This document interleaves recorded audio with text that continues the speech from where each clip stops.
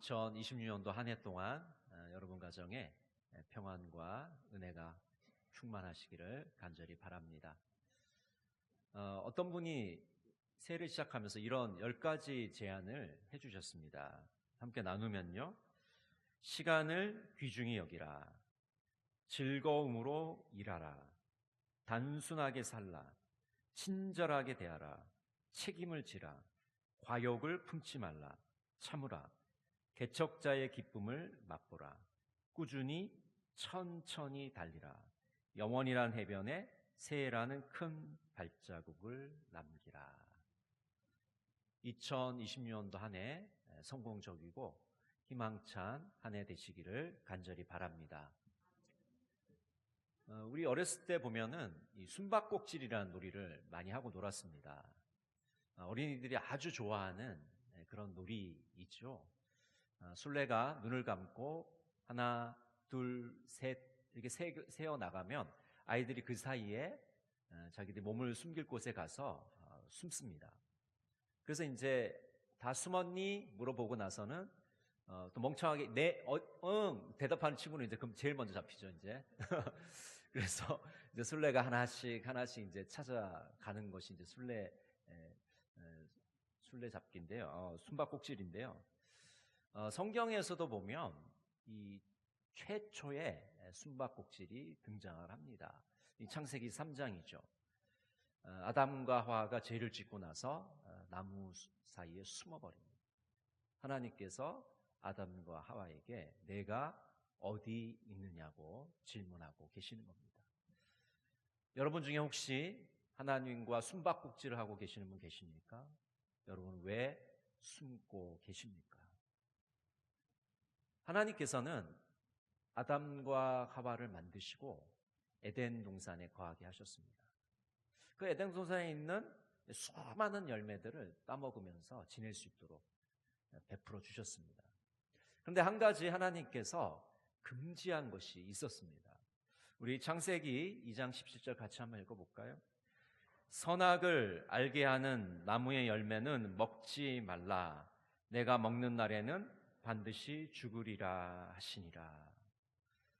선악을 알게 하는 나무는 먹지 말아라. 먹으면 어떻게 된다고요? 반드시 죽으리라. 반드시 죽으리라. 그러나 사탄은 아담과 하와를 속이게 됩니다. 창세기 3장 4절에 보면 뱀이 여자에게 이르되 너희가 결코 죽지 아니하리라. 하나님께서는 먹으면 반드시 죽으리라 라고 말씀하셨는데 사탄은 결코 죽지 않을 것이다. 완전 정반대의 말 아닙니까? 하나님의 말씀과 사탄의 속임수가 완전히 정반대인데 아담과 하와는 사탄의 꾀임에 넘어가고 마는 것이죠. 그래서 선악을 알게 하는 나무를 너무 매력 있게 보았던 것입니다. 보암직도 하고 먹음직도 하고 지혜롭게 할 만큼 탐스러웠던 것이죠. 그래서 아담과 하와는 그 열매를 따먹고 맙니다. 그러면서 그들의 눈이 밝아져서 나뭇잎으로 치마를 해 입습니다. 그리고 하나님의 낯을 피해 숨습니다. 하나님과의 관계가 완전히 단절되어지는 것을 보게 됩니다. 선악과를 따먹은 것은 그냥 과일 열매 하나 따먹은 것은 아닙니다. 선악과를 따먹은 것은 하나님의 명령을 어긴 거예요. 우리 인간은 하나님의 말씀을 듣고 살도록 그렇게 지음을 받았습니다. 그래서 하나님의 말씀에 순종하고 하나님의 말씀을 따라 살도록 되어 있어요. 그런데 하나님의 명령에 불순종한 것, 하나님께 거역한 것은 바로 죄를 짓는 것이고 하나님과의 관계가 완전히 깨지는 것입니다. 관계가 단절된 겁니다. 하나님 앞에 더 이상 죄로 인해서 나가지 못하게 된 상태가 된 것이죠. 인간은 죄를 지어서 죽음에 내몰리게 되었습니다. 사망의 종이 되었습니다. 선악과를 따먹으면 반드시 죽으리라고 말씀하셨는데 정말 죽음에 이르게 된 것입니다. 여러분, 죄를 지은 인간의 상태를 보십시오. 하나님을 피합니다. 하나님을 피해 숨습니다. 하나님과 완전히 분리된 것이죠. 하나님과의 관계가 완전히 끊어져 버립니다.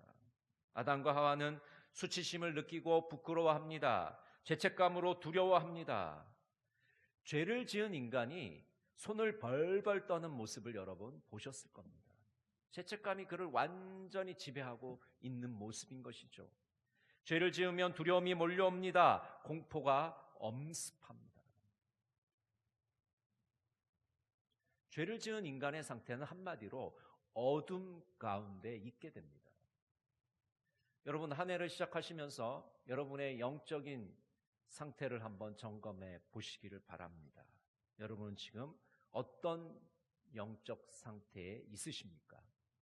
너무 바쁘고 분주하십니까? 상처와 고통으로 힘들어하고 있습니까? 죄로 인해 수치심을 느끼고 있습니까? 죄책감으로 두려워하고 있습니까? 남에게 말 못할 죄악으로 소가리를 하고 있습니까? 깨끗하지 못해서 부패되어 있습니까? 방향을 제대로 잡지 못해 궤도를 이탈했습니까? 새해를 시작하면서 우리 자신의 영적인 상태를 다시 한번 점검해 보시기 바랍니다. 하나님은 죄를 짓고 숨어있는 아담과 하와를 부르십니다. 우리 창세기 3장 9절 같이 한번 읽겠습니다. 여호와 하나님이 아담을 부르시며 그에게 이르시되 내가 어디 있느냐. 하나님은 죄를 짓고 숨어있는 아담과 하와를 찾아가십니다. 그들에게 얼굴을 향하십니다. 그들에게 말을 걸고 계십니다. 인간은 죄를 범했을지라도 하나님은 그들을 회개로 인도하시기 위해서 그들을 먼저 찾아가십니다. 하나님께서 이렇게 질문하십니다. 내가 어디 있느냐? 여러분, 이 질문은 성경에서 가장 중요한 질문 중에 하나입니다. 하나님께서 아담과 하와가 어디 숨어 있는지 몰라서 지금 질문하고 계시는 것일까요? 그들의 위치를 몰라서 질문하는 것은 아닐 겁니다. 그들의 마음의 자리를 묻고 계시는 겁니다. 그들의 영적인 자리를 묻고 계시는 것입니다. 아담의 반성을 촉구하고 계십니다. 회개를 권면하고 계시는 겁니다. 이 질문은 하나님께로 돌아오는 초대입니다. 지금 어디 있는지를 살피고 죽을 자리에 있으면 돌이키라는 하나님의 초대인 것입니다. 하나님은 회개하고 돌아오기를 바라십니다. 그들과 관계가 회복되기를 기대하고 계시는 것입니다. 그러나 아담은 이 하나님의 초대에 변명으로 일관하고 있습니다. 창세기 3장 12절에 보면 아담이 이르되 하나님이 주셔서 나와 함께 있게 하신 여자 그가 그 나무 열매를 내게 주므로 내가 먹었나이다. 하나님께서 아담에게 회개를 촉구하고 계시는데 아담은 오히려 하나님 핑계를 댑니다. 하나님께서 주신 그 여자가 나한테 열매를 줘서 제가 먹었습니다 라고 하는 것이죠. 하나님에게 책임을 떠넘기고 있습니다. 하와에게 책임을 떠넘기고 있어요. 여러분, 얼마나 인간적으로 찌질하고 못난 모습입니까? 얼마나 무책임한 모습입니까? 남에게 책임을 넘기고 있는 것이죠. 여러분, 하와는 어떻습니까? 하와는 뱀에게 책임을 전가하고 있습니다. 창세기 3장 13절에 보면 여호와 하나님이 여자에게 이르시되 내가 어찌하여 이렇게 하였느냐. 여자가 이르되 뱀이 나를 꿰므로 내가 먹었나이다. 하나님께서 하와에게 왜 아담에게 선악과를 줬느냐라고 질문했을 때 하와는 뱀에게 그 핑계를 대고 있는 것이죠. 뱀에게 책임을 전가하고 있습니다. 아담도 책임을 다른 사람에게 전가하고 있고 하와도 다른 사람에게 책임을 떠넘기고 있는 것이죠. 그러나 여러분, 죄는요 내가 짓는 겁니다. 남이 짓는 게 아니에요. 내가 짓는 겁니다. 내가 잘못하고 내가 죄를 짓고 있는 겁니다. 그렇기 때문에 그 잘못에 대한 책임을 자신이 져야 하는 것입니다. 다른 사람에게 책임을 전가해서는 안 되는 것이죠. 그래서 우리 그리스도인들은 하나님 앞에서 우리의 죄를 인정해야 됩니다. 하나님 앞에서 회개해야 합니다. 마르틴 루터는 이렇게 말합니다. 죄를 인식하는 것이 구원의 시작이다. 죄를 인식하는 것이 구원의 시작이다. 이것이 죄인지를 깨달아야 됩니다. 이것이 잘못인지를 깨달아야 돼요. 그리고 내가 죄 지은 것에 대해서 인정하고 자백해야 됩니다. 그렇지 않으면 구원은 시작되지 않습니다. 찰스 스펄전은 하나님은 죄를 인정하지 않으시며 죄를 숨기거나 정당화하는 모든 이중성을 혐오하신다. 아담과 하와로 마찬가지로 우리 인간들은 죄를 지으면 제일 먼저 숨기려고 합니다. 은폐하려고 합니다. 나 죄 안 지었어요. 나 그것과 아무 관계가 없습니다. 여러분, 죄를 숨긴다고 죄가 없어집니까? 죄를 은폐한다고 죄가 드러나지 않을까요? 언젠가는 그 죄가 드러나게 됩니다. 죄값을 치러야 되는 것이죠. 우리는 죄를 인정하고 하나님 앞에 솔직하고 정직하게 고백해야 합니다. 잠언 28장 13절 우리 같이 한번 읽어볼까요? 자기의 죄를 숨기는 자는 형통하지 못하나 죄를 자복하고 버리는 자는 불쌍히 여김을 받으리라. 세 번역으로 읽어드리겠습니다. 자기의 죄를 숨기는 사람은 잘 되지 못하지만 죄를 자백하고 그것을 끊어버리는 사람은 불쌍히 여김을 받는다. 여러분, 우리가 죄로 인해서 하나님과의 관계가 끊어졌습니다. 교제가 단절되었습니다. 이 하나님과의 관계를 회복하기 위해서는 죄 문제를 해결해야 됩니다. 죄 문제를 해결하지 않고는, 죄를 청산하지 않고는 우리가 하나님 앞에 나갈 수 없어요. 우리의 구원은 요원한 겁니다. 죄 문제를 반드시 해결해야 하는 것이죠. 이사야 1장 16절에 이렇게 말씀합니다. 너희는 스스로 씻으며 스스로 깨끗하게 하여 내 목전에서 너희 악한 행실을 버리며 행악을 그치고. 회개는 죄를 고백하는 데서 그치지 않고 더 나아가서 악한 행식을 끊어내어 버려야 됩니다. 많은 사람들이 회개에 대해서 이야기할 때 오해하는 것이 그냥 말로 때우면 다 되는 줄 압니다. 이게 잘못 이해하는 겁니다. 회개는 말로 때우는 게 아니에요. 내가 입술로 하나님 앞에 나의 죄악들을 낱낱이 고백하고 철저히 회개했다면 나의 삶 속에서 모든 악한 행실을 끊어내야 됩니다.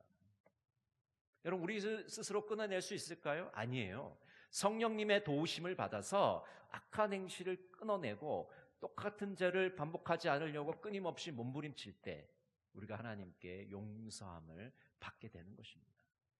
여러분, 새해를 시작하면서 우리의 죄악들을 주님 앞에 솔직하게 내어놓고 하나님께 용서함을 받으시는 복된 한 해 되시기를 간절히 바랍니다. 오래전 스페인의 한 신문에 짧은 광고가 실렸습니다. 집을 나간 아들 파코를 찾는 아버지의 광고였습니다. 그 광고의 내용은 이렇습니다. 사랑하는 아들 파코야, 아빠는 너를 다 용서했다. 내일 오전 11시에 광장호텔 앞에서 만나자. 사랑한다, 아빠가. 어떻게 되었을까요? 다음날 오전 11시에 광장호텔 앞에 800명이나 되는 파코가 모여들었습니다. 저마다 사연은 다 다르겠지만 이들에게는 공통점이 하나 있었습니다. 누군가에게 용서를 받고 싶은 마음입니다. 이제 더 이상 숨어있지 않아도 된다는 그 말을 듣고 싶어하는 파코들이 그 광장에 모인 것이죠. 여러분, 오늘 하나님께서 우리 각자의 이름을 부르시면서 우리를 찾아오십니다. 내가 어디 있느냐? 여러분, 이 내가 어디 있느냐는 이 질문은 우리를 혼내시고 우리를 책망하시려고 하는 것은 아닙니다. 다시 회복의 자리로 우리를 부르신 하나님의 초대장입니다. 회개와 성찰의 자리로 우리를 부르고 계십니다. 새로운 출발의 자리로 우리를 부르고 계십니다. 나의 영적인 자리를 점검해 보라고 말씀하고 계십니다. 내가 지금 올바른 방향으로 걸어가고 있는가? 내가 바른 방향으로 신앙생활을 하고 있는지를 확인하고 점검해 보라고 말씀하고 있는 것이죠. 김기성 목사님은 우리가 서야 할 자리라는 제목의 기도문에서 이렇게 기도합니다. 하나님을 믿어온 지가 여러 해가 되었습니다. 믿은 지가 얼마 되지 않은 이들도 있고 일평생 동안 주님을 믿어온 이들도 있습니다. 탕자의 비유에 나오는 둘째 아들처럼 대답은 시원하게 이해하지만 삶 속에서는 아버지의 뜻을 거스르며 살았던 것이 아닌가 생각합니다. 부끄럽습니다. 그럼에도 불구하고 우리를 자녀로 삼으시고 끝없이 인내하는 사랑으로 우리를 불러주시는 주님의 사랑에 감사합니다. 이제는 주님이 사랑하시는 그들을 사랑하며 살겠습니다. 이제는 주님이 맞서 싸우려고 하셨던 것들과 맞서 싸우겠습니다. 도와주소서. 아멘. 여러분, 2026년도 새해가 밝았습니다. 내가 어디 있느냐? 주님께서 우리에게 물어보실 때 정직하고 신실하게 주님께 응답하시는 복된 한 해 되시기를 간절히 바랍니다. 기도하겠습니다. 사랑의 하나님, 한 해를 시작하며 우리가 어디에 서 있는지를 보게 하옵소서. 어둠 가운데 서 있습니까? 회개하고 주님께 나아가게 하여 주시옵소서. 두려움과 절망 가운데 서 있습니까? 하나님의 전능하신 손을 붙잡게 하여 주시옵소서. 매 순간 하나님의 도우심을 간구하며 나아가게 하옵소서. 예수님의 이름으로 기도드립니다. 아멘.